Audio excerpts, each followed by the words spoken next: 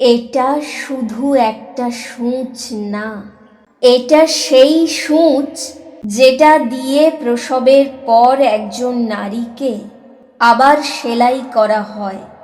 যখন শিশুকে পৃথিবীতে আনার জন্যে তার শরীরে ইচ্ছাকৃতভাবে কাটা হয়, যাকে বলা হয় এপিসিওটমি, যখন পুরো পৃথিবী নবজাতকের আনন্দে মেতে ওঠে, ঠিক তখনও এক মা শুয়ে থাকে, ক্লান্ত, রক্তাক্ত, কাঁপতে কাঁপতে সেলাই সহ্য করে।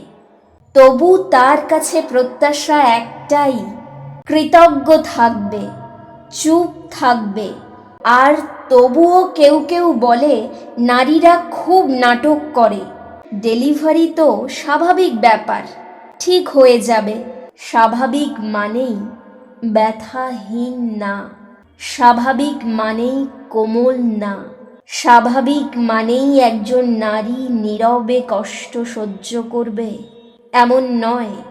তাই যখন কোনো নারীর দুর্বল লাগে, অল্পেতেই আবেগী হয়ে পড়ে, শরীর জুড়ে ব্যথা নিয়ে চুপচাপ দূরে সরে থাকে, এই সূঁচটার কথা মনে করো, ওই কাটার কথা মনে করো, আর মনে করো এগুলো সহ্য করার জন্যে কতটা শক্ত হতে হয়।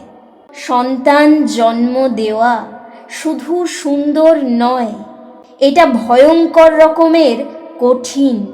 তবু মায়েদের বলা হয়, সব ঠিক আছে, আগের মতো হয়ে যাও।